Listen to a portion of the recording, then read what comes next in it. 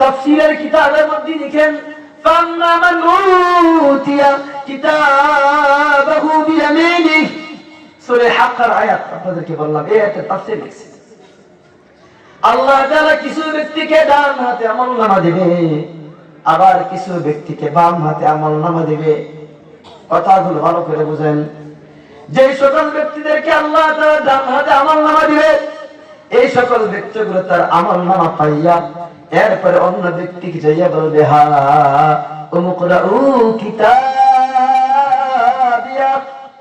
বলবে আরে ভাই আমার আমলনামাটা একটু পড়ে বলো তো, আমার আমলনামা কি রকম আসছে। যাকে আল্লাহ তাআলা ডান হাতে আমলনামা দিবে, এই ব্যক্তি ডান হাতে আমলনামা পাইয়া সে বুঝবে আমার ফলাফল ভালো। কি বুঝবে বলেন? এই সমাজের মধ্যেও দেখবেন যে ব্যক্তির পরীক্ষার মধ্যে রেজাল্ট ভালো হয়, ফোন দিয়া কই মামা আমার রোল নম্বরটা এত, দেখো তো আমার রেজাল্টটা কি হয়েছে। কথা ঠিক না ঠিক? আসলে রেজাল্ট সে জানে, জানার পরে জিজ্ঞেস করে মামা আমার রেজাল্ট একটু দেখো না। বড় ভাই কি জিজ্ঞেস করে নজির আহমদ সাহেব অমুক আমার তো সিট নাম্বারটা এত, একটু দেখে দেন না কি জানি রেজাল্ট আসছে। বড় ভাই নেবের মধ্যে চার্জ দেয়, কয় ভাই তোর তো ভালো রেজাল্ট আসছে। হয় কি হয় না বলেন? আপনাদের এলাকায় কিন্তু আমার একটা ভাই থাকে, নাম হলো মুফতি নজির আহমদ সাহেব।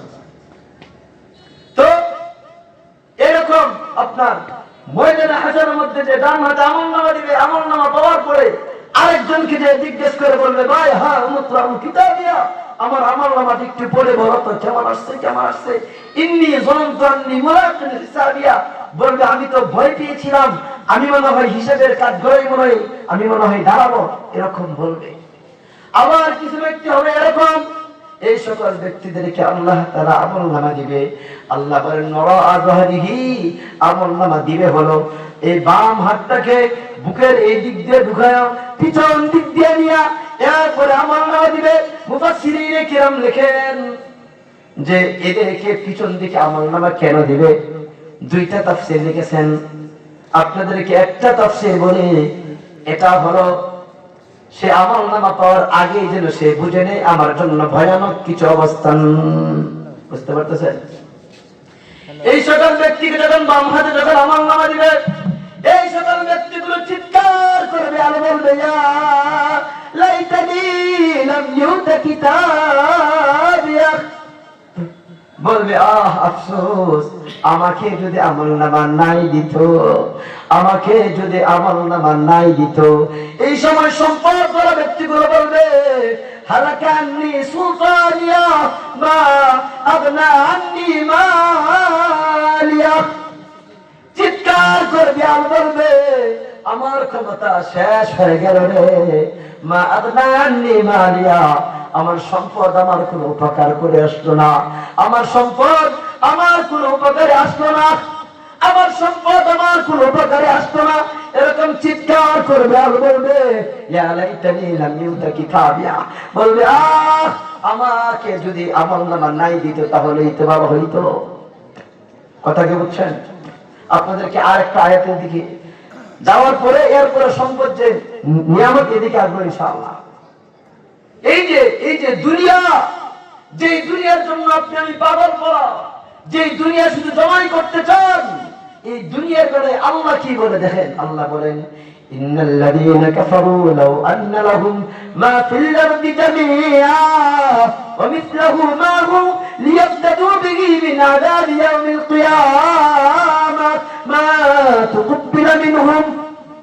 আল্লাহ তাআলা বলেন যে সকল ব্যক্তিরা জাহান্নামে হবে, এই সকল ব্যক্তিদেরকে যদি সারা দুনিয়ার মালিক বানিয়ে দেওয়া হয়, এই দুনিয়ার শোনো আর দুনিয়াদেরকে মালিক বানিয়ে দেওয়া হয়, এই সকল ব্যক্তিগুলো চাইবে সারা দুনিয়ার সমারোহ সম্পদ সব দিয়া হলেও লিয়াফতাদু বিহি মিন আযাবি ইয়াউমিল কিয়ামাহ, ওরা চাইবে যে ওরা যদি চায় যে দুনিয়ার সময় আবার এর সময় আরো সম্পদ, এটা সবটা দিয়া কিয়ামতের আযাব থেকে বাঁচতে চায়, এটা চাইলেও আল্লাহ বলেন মা তুকব্বিলা মিনহুম, ওদের থেকে দুনিয়া সম বা এর আরো সম পরিমাণ আরো সম্পদ এটাকে গ্রহণ করা হবে না। আলোচনা বুঝতে পারছেন? অতএব সম্পদ ধরো না খারাপ, এবার আসি আলোচনায়। সম্পদ যে ভালো, ইনশাআল্লাহ আগত 4 মিনিটে আলোচনা শেষ করবো ইনশাআল্লাহ। সম্পদ যে ভালো, এটা আবার কেমন কথা? এতক্ষণ বললেন সম্পদ খারাপ জিনিস, খারাপ খারাপ, সম্পদ ভালো হয়? হয়। ওই যে আল্লাহ তাআলা আমলনামা দিবে, ওই আমলনামাগুলো আল্লাহ তাআলা প্রাথমিক অবস্থায় আওয়ালান আমলনামা আল্লাহ দেখাবেন নবী আলাইহিস সালাম কে। আল্লাহ বলেন কুল আমালু ফাসায়ারাল্লাহু আমালাকুম ওয়া রাসূলুহু ওয়াল মুমিনুন। সুবহানাল্লাহ। আল্লাহ তাআলা বলেন নবী আপনার উম্মতদেরকে জানায় দেন তারা যেন আমল করতে থাকে। কেন করে? কারণ হলো ওদের আমল নামাগুলো আমি আল্লাহ দেখব, ওদের আমল নামাগুলো নবী আপনিও দেখবেন। আল্লাহ তাআলা নবী আলাইহিস সালামকে আমলনামা দেখানোর পরে আপনাকে আমাকে আল্লাহ তাআলা আমলনামা দিবে। আমলনামা দেওয়ার পরে কিছু কিছু মানুষ এরকম হবে, এই ব্যক্তিগুলো ওদের আমলনামা দেখবে আর চিৎকার করবে আর বলবে, আশ্চর্য হবে, বলবে আল্লাহ আমি জীবনে তো আমি শ্রেষ্ঠত্বে উঠি নাই, আমার জীবনে তো আমি তাহাজ্জুদ করি নাই, আমার জীবনে তো কোরআন তিলাওয়াত করি নাই, আল্লাহ আমি তো সমাজের মধ্যে মূর্খ একটা ব্যক্তি ছিলাম, আল্লাহ আমার আমল নামায় এত আমল কোত্থেকে আসলে জানতে চাই। কথা বুঝলে কি বলতে বলেন? ওর আমল নামা যখন দেখবে, অনেক আমল এরকম দেখবে যে এই আমলগুলো সে করে নাই, দেখবে তার আমল নামার মধ্যে শত শত কোরআন খতমের আমল, দেখবে তার আমল নামার মধ্যে কোটি কোটি রাকাত সিজদা, কোটি কোটি রাকাত নামাজের আমল, কোটি কোটি সিজদার আমল, সাতটাতে তাহাজ্জুদের আমল, সাতটাতে জিকিরের আমল, তালিম তাআল্লুমের আমল।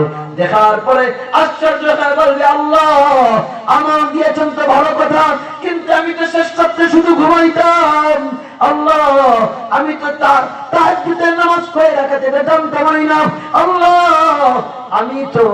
আমি তো তিলাওয়াত করতেই পারতাম না, তাহলে আমার আমল নামায় এত আমল কোত্থেকে আসলো? আল্লাহ বলবেন আরে কাফা বিনাফসিক, আল্লাহ বলবেন না তোমার আমল নামাকে তুমি ভালো করে পড়ো, তোমার পড়াটাই তোমার জন্য যথেষ্ট হয়ে যাবে। বলেন সুবহানাল্লাহ।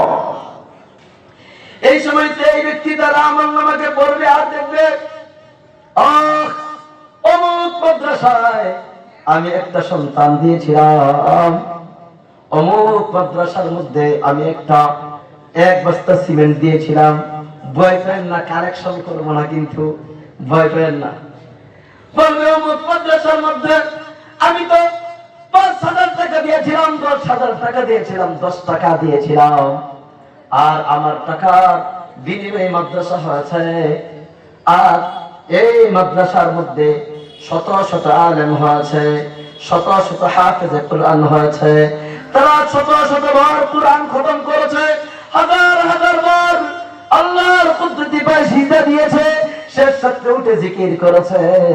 আল্লাহ ডাক দিয়ে বলবেন বলা যায় না কিতাবুন ইয়ানতিকু বিল হক, আল্লাহ বলবেন আরে আমি যে আমলনামা দেব এই আমলনামা সত্য কথাই বলে দিবে। আর সে দেখবে যে এই যে দিয়েছিল আর এই আলেমগুলো আমল করেছিল, মুহতামিম সাহেব তিলাওয়াত করেছিল, অমুক সাহেব হাফেজে কোরআন হয়েছে, সারা জীবনের আমল যা করেছে সব আমল আমার আমলনামায় ঢুকে গেছে। বলেন সুবহানাল্লাহ। আর একটা হাদিস শোনা যায়, আল্লাহর হাবিব সাল্লাল্লাহু আলাইহি ওয়াসাল্লাম বলেন মান দাআ ইলা হুদা কানা লাহু মিনাল আজরি মিসলা উজুরি মান তাবিআ।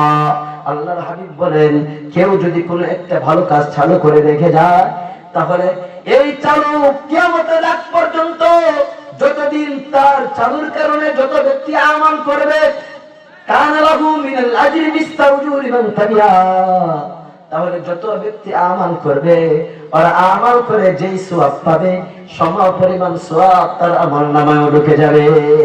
অর্থাৎ যে সকল ব্যক্তিগুলো সম্পদ ইনকাম করে ইউনফিকুনাহা ফি সাবিলিল্লাহ, আল্লাহর রাস্তায় খরচ করেছে, এই সকল ব্যক্তিগুলোর আমলনামা হবে এরকম আশ্চর্য। আলোচনাকে আপনারা বুঝলেন?